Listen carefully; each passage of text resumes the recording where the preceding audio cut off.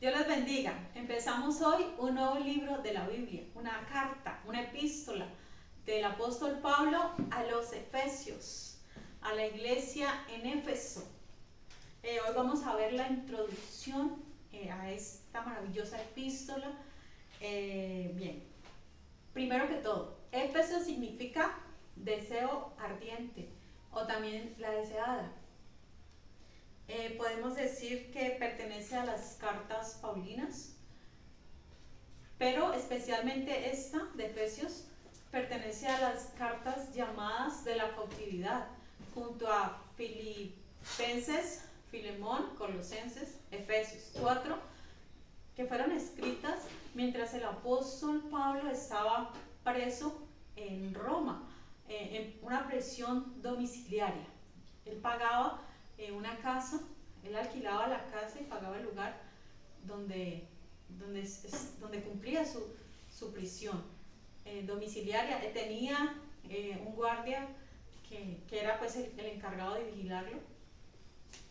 ¿Qué más podemos decir? Autor, el apóstol Pablo, sin duda el apóstol Pablo. Desde ahí, algunos piensan que fue en Roma y otros piensan que fue en Cesarea. Lo más probable que haya sido en Roma. La fecha, entre el año 60 y el año 64, ¿sí? Después de Cristo. Podemos poner esas fechas, algunos lo fechan en el 62, pero bueno, es como para dar un rango de fechas. Los destinatarios, los primeros destinatarios fueron los efesios. A ellos primeramente les llega los santos que están en Éfeso, dice ahí en la epístola. También una audiencia secundaria, se cree que fue una carta circular, es decir, que iba algunos manuscritos no tienen la palabra Efesios, sino que está en blanco, porque se cree que es una carta circular, es decir, que iba a ir no solamente para Efesios, sino que iba a ir para las iglesias cercanas, que eran Colosas, Hierápolis, la Odisea. O sea, aquí les leo. Dice: audiencia secundaria, iglesia en el valle de Licia, la Odisea, Colosas, Hierápolis, carta circular, dado que no contiene saludos personales. En esta carta, como la mayoría del apóstol Pablo, que dice, bueno, saludos al hermano tal y tal, entonces como esta carta no tiene esos saludos, por eso también se cree que era una carta circular, que iba a ser, y que probablemente se escribió varias copias. También en el libro de Colosenses dice, bueno, que esta carta la lean los de la Odisea, y los de la Odisea que la lean ustedes, ¿sí? Con este propósito, que se lea. El propósito del apóstol Pablo era que no solamente su carta llegara a una iglesia en particular, sino que llegara, circulara entre todas, ¿sí? Lo mismo se cree de las siete iglesias del Apocalipsis, ¿no? Recuerden que cuando el apóstol Juan escribe a las 7 iglesias, ellas, todo el Apocalipsis les llegó, o sea, todas las cartas les llegó a todos. O sea, ellos tuvieron acceso a todas las cartas, a los de la Odisea, a los de Éfeso, Tiatira, Sardis, bueno, todos pudieron leer las siete mensajes a las 7 iglesias. Estamos hablando de quién? De Éfeso, del mensaje a Éfeso. Bueno, miren, 4 cartas llevadas desde la prisión, probablemente en Roma o en Cesarea. Epafrodito llevó a los filipenses, Tíquico llevó la de Efesios y la de Colosenses, y Onésimo llevó la de Filemón. Todas estas cartas contienen una unidad teológica, ¿sí? Las cartas de la escritas en prisión. ¿Cuál es? Cristo es soberano. Y también la iglesia, cuerpo de Cristo. Esos son los temas principales en estas cartas. Contienen esa unidad teológica, o sea, son muy similares. Se habla, digamos así, de temas similares. Algo que olvidé que pasé por alto fue que, bueno, los primeros destinatarios, los destinatarios principales, bueno, fueron Éfeso, luego las otras iglesias y luego la iglesia en general, ¿sí? Esa palabra es para nosotros también, como toda la escritura. O sea, toda la escritura es también para la iglesia. O sea, los destinatarios finales somos nosotros. Al pasar de los años, somos nosotros, la iglesia, los destinatarios. Bueno, mire, El progreso del peregrino fue también un libro escrito en prisión por John Bunyan.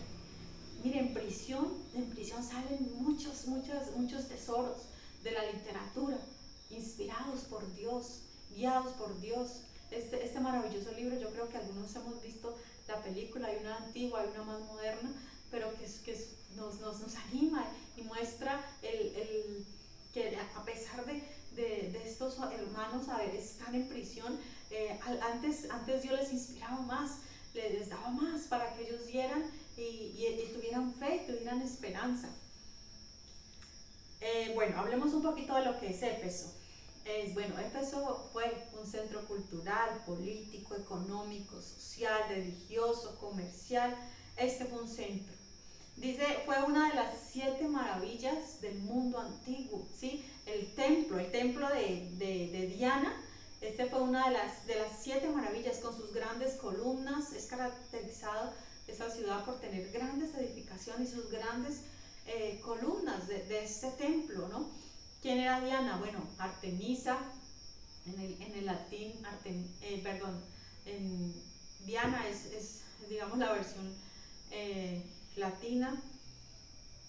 La diosa, esa era la diosa de la fertilidad, que era representada con muchos pechos, ellas estaban, digamos, ella era la guardiana del templo, como lo llama así también la Biblia.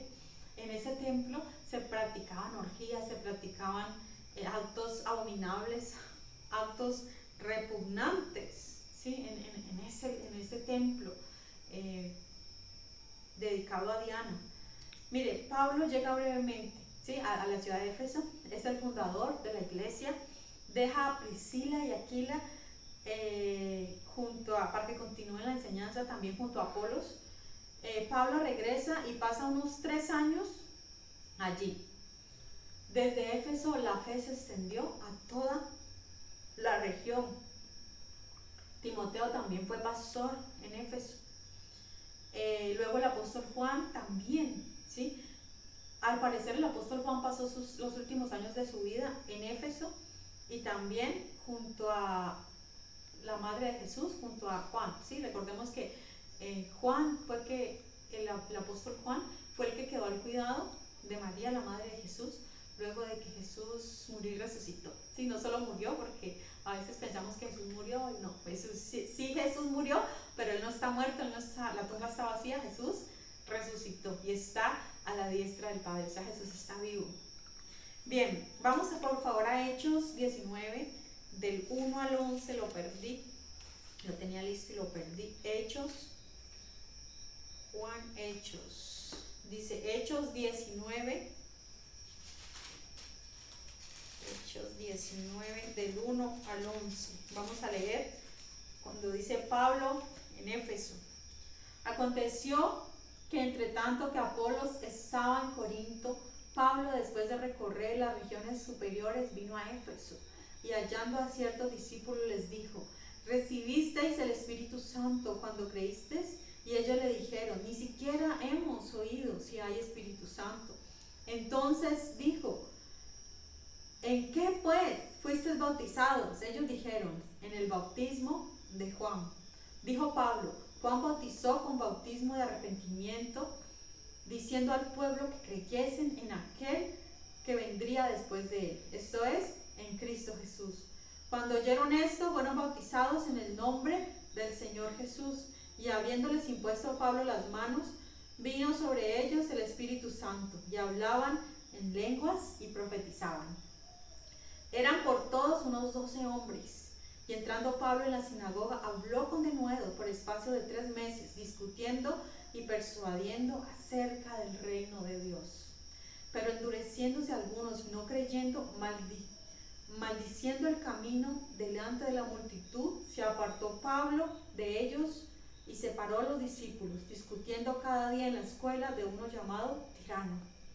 Así continuó por espacio de 2 años, de manera manera que todos los que habitaban en Asia, judíos y griegos, oyeron la palabra del Señor Jesús. Y hacía Dios milagros extraordinarios por mano de Pablo.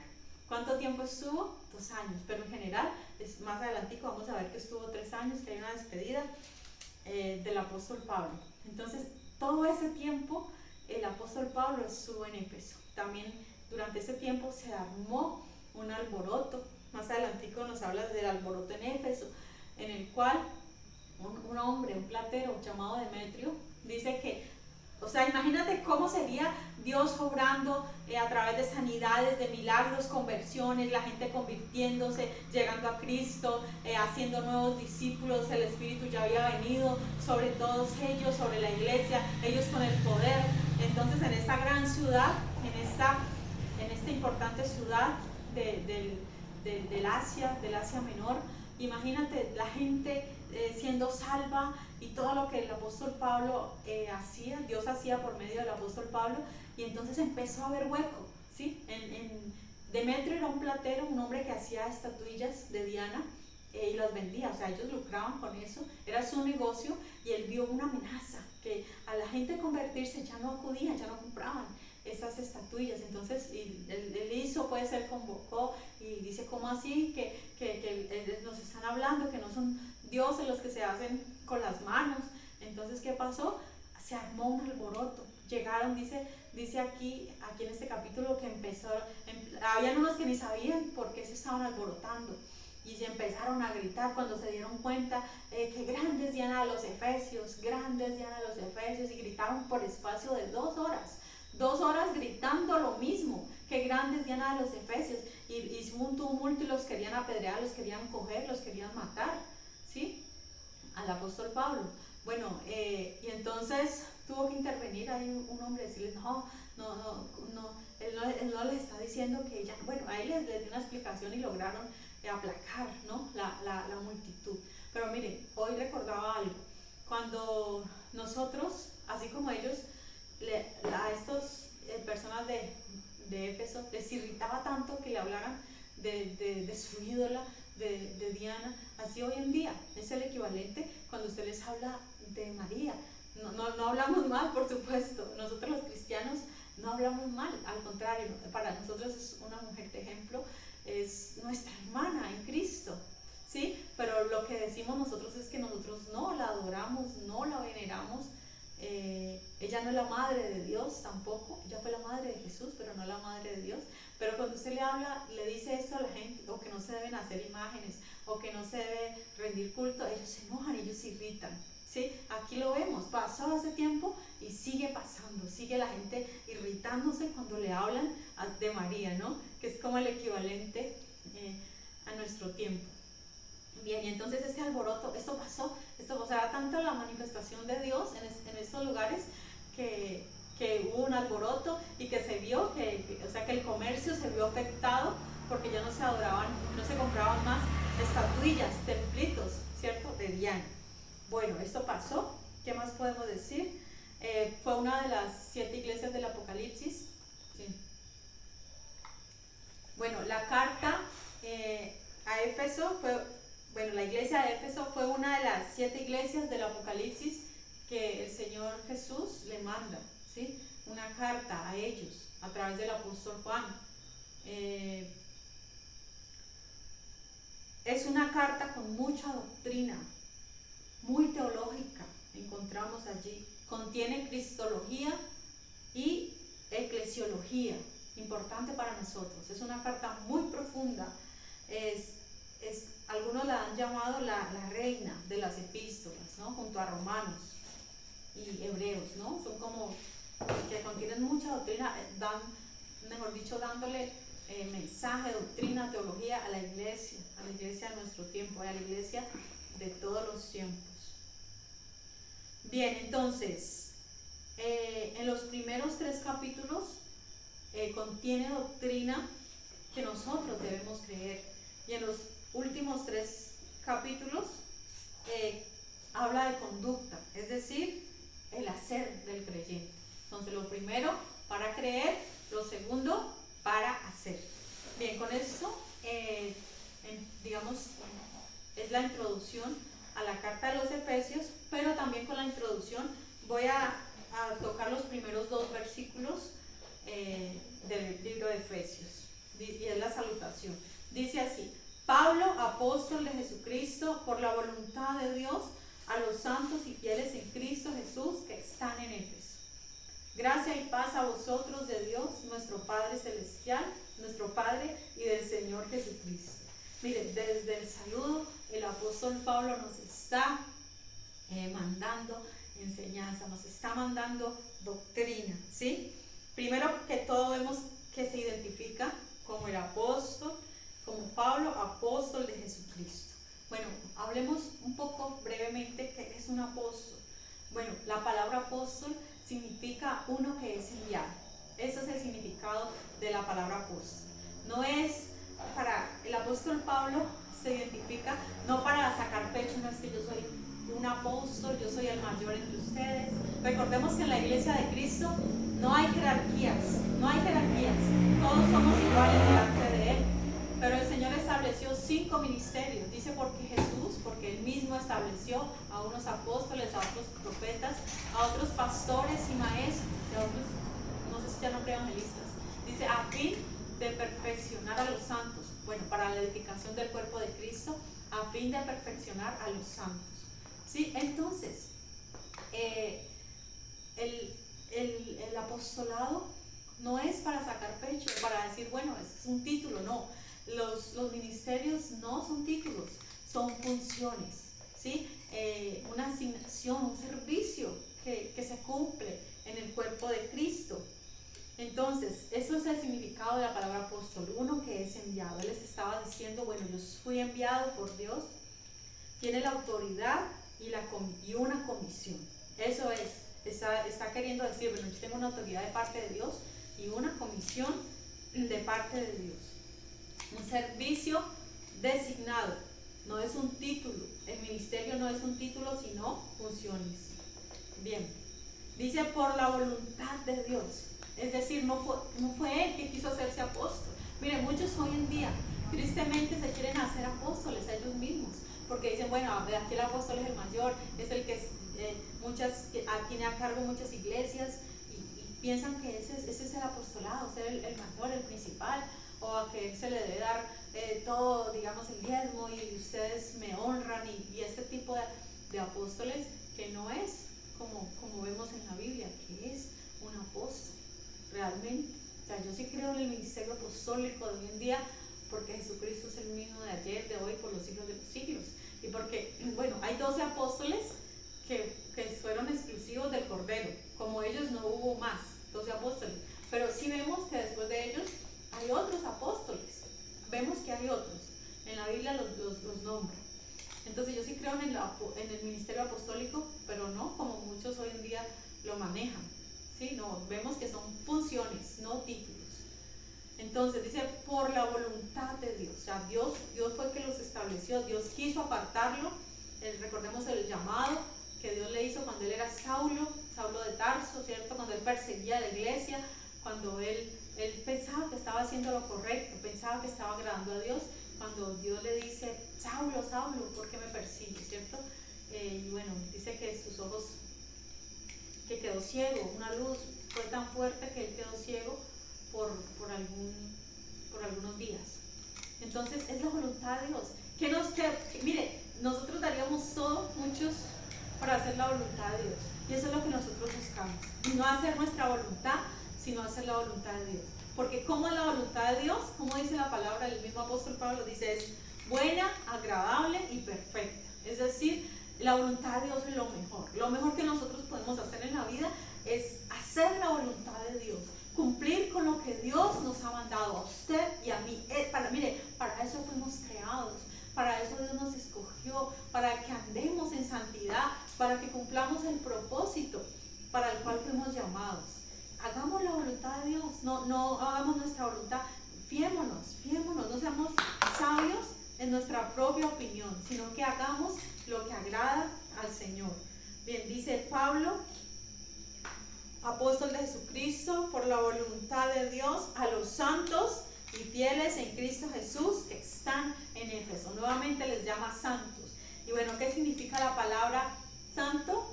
Santo es apartado. Esto es lo que significa la palabra santo. Dice, aquí lo tengo. Dices, bueno, viene del griego agios.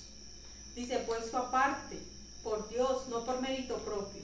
¿Sí? Entonces, mire, la palabra santo es que nosotros fuimos apartados por Dios, no por nosotros, no por nuestro mérito. Ay, no, es que yo soy bueno, entonces como yo soy bueno, como yo no le hago mal a nadie, entonces yo soy santo por eso. No, mire, no es por mérito propio.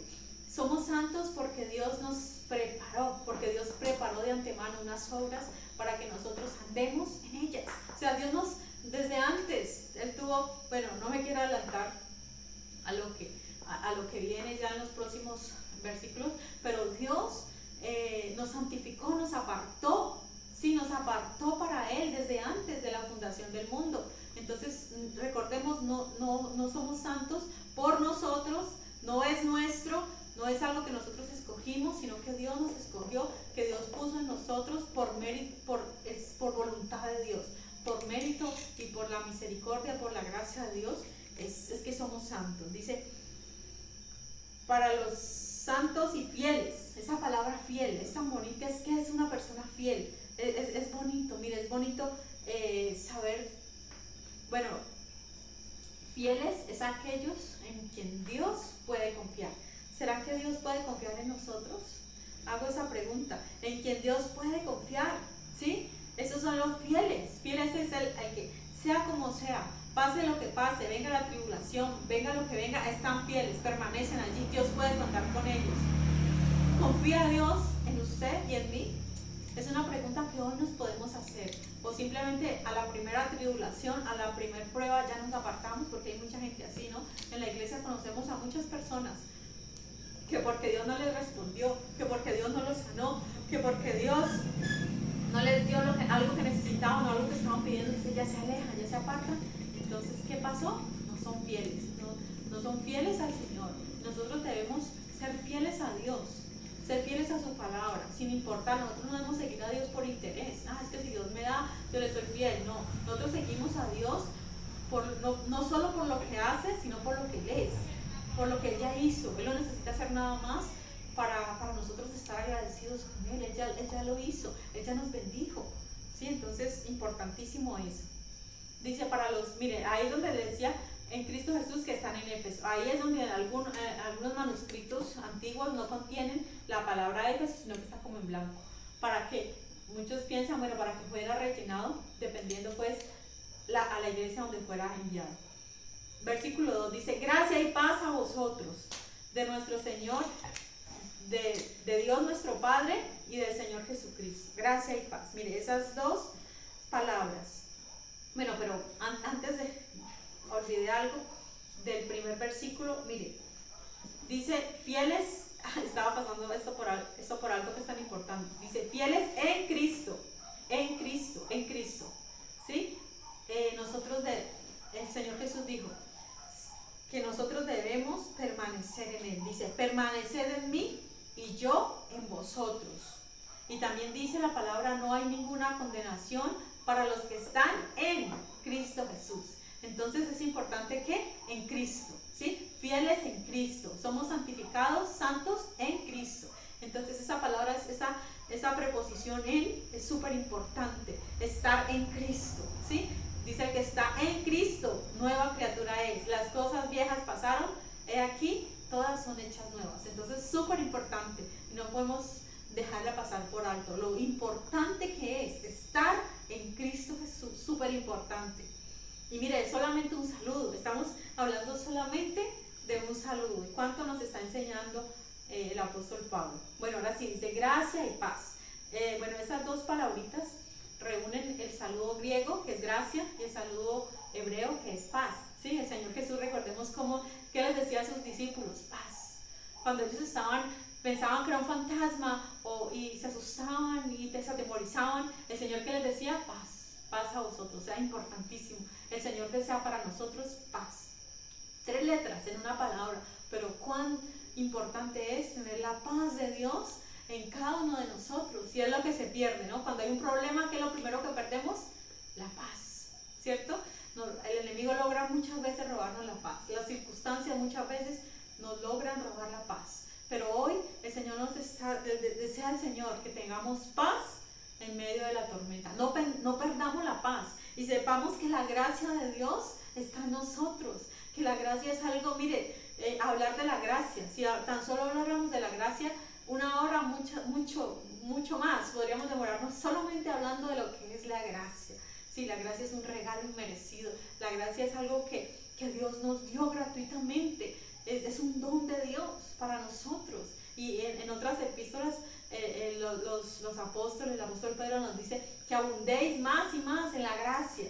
Sí, entonces es importantísimo saber y reconocer que Dios desea para nosotros hoy que tengamos paz y que abundemos en la gracia de Dios. Gracia y paz, dice, de Dios, nuestro Padre, y del Señor Jesucristo. Recibamos hoy ese regalo que el Señor quiere darnos. Recibamos de Dios Padre y del Señor Jesucristo la gracia y la paz de Dios. Mire, y esto se va poniendo bueno, ¿sí? Ya viene el versículo 3, que habla de todas las bendiciones que tenemos en el Padre. Así es de que vamos a dejar por hoy allí. Eso es solamente la introducción a esta maravillosa epístola que yo sé que ha sido de bendición para mí. Dios me ha hablado ya en lo que he estudiado. Dios me ha revelado misterios para mí que no sabía, que no comprendí. Dije, Señor, no entiendo, busco y no encuentro respuesta. Pero en la oración Dios me ha mostrado cosas y estoy muy contenta con el Señor Jesús, porque esas cosas Dios las revela, ¿sí? A sus hijos. Cuando nosotros buscamos estudiar, cuando buscamos en oración al Padre, Él nos responde. Como hace un rato estudiaba el Salmo 5, escucha, Señor, mi oración, y yo puedo ver de que el Señor sí escucha la oración. Dios sí escucha nuestra oración. Debemos solamente esperar en Él, creer en Él, y Él responde. Que el Señor les bendiga.